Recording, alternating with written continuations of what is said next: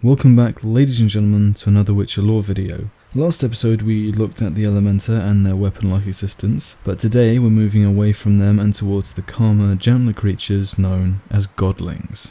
These beings are classed as relics, and unlike many of the other beasts I've spoken about, they have no combat tactics nor drop any loot, and are technically friendly and not hostile.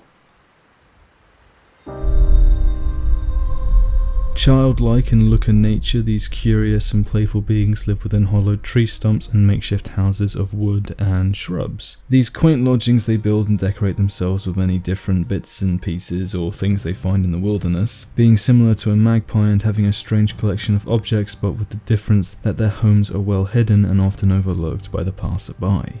Although shy, they tend to be located near the outskirts of human settlements, though are quick to leave if ever the population outgrows their liking or they forget the old ways. For example, those being the ways of people who still visit shrines and make offerings to the gods. Godlings are drawn to innocence and things that they like or find familiar and relatable. Often they make friends with children, revealing themselves only to them and enjoying their company despite being very ancient and rare beings. They will sometimes show themselves to adults, but only those they deem worthy and, I suppose, pure of heart, being easily offended by rudeness or those that are ungrateful for what they do. Basically, they just don't like arseholes. You see, Godlings are hardworking and honest creatures, performing varying chores for humans and being paid in food or old tools and things they find interesting or useful. They are not maniacal in any way, shape or form, unless that being playful, and one of their strongest desires being only to watch and protect the wildlands or those under their care. There are very few Godlings that have been found and actual records being made, making them one of the rarest creatures in the Witcher world.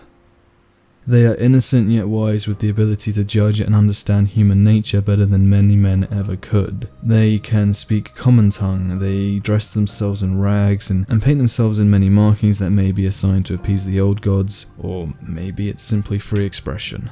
Overall, the Godlings as a race have very little known about them, and unlike monsters, their personality is what separates them from one another. They are, after all, a sentient race and not driven by primal instincts or a need to feed on blood or raw flesh. They are quiet creatures that walk among nature, venturing near humans when it suits them, but overall watching the world move around them from the sidelines of civilization.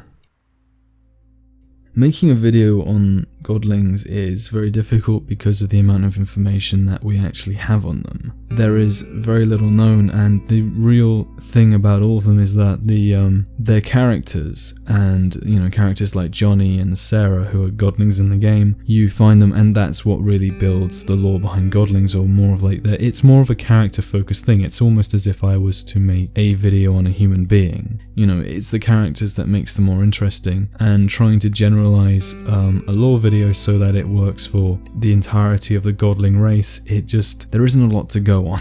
But next video will be a much longer one, and I'm trying to figure out how to get some sort of system together where I can actually make a lore video and keep it bloody, keep making one at least every 2 weeks, because right now I let it go by 3 weeks passes and I still haven't done it. Not uploading for an entire month is really a bad thing to do, even if anyone out there isn't really bothered by it. For me personally, it's something I don't want to do because I want to make sure that I keep a constant flow of work coming out, and I want my channel to constantly be growing little bit by little bit so that I don't ever lose any momentum, and I'm trying to figure out a way of continuing that. I should make one video just on relics and one video just on, for instance, the necrophages and all the different classes, because then I can bring it all together into one long video. That just means it's a lot more work, and I don't know if that would be worth the wait or not in that respect. So it's right now about me trying to find a balance between giving time to people, giving time to my work, giving time to my job and everything else, and just trying to figure everything out. Because it can be quite difficult sometimes trying to get everything together, especially when you have a thought process like mine. It's just impossible sometimes. I know I should be here making this because I realize that this is the one place where it actually really there are people that are actually waiting to see what I've got, and I've never had that kind of feeling. It's not like a pressure, because it's a nice kind of pressure, knowing that you have an entire audience, or knowing that you have people that are actually waiting to see what you're going to make next, is really kind of just really cool to one extent, because, you know, you don't often get that. So I'm going to, work out a system, try and keep everything coming at some sort of consistent flow. To me, the pinnacle of everything I do is to make everything better than the last one.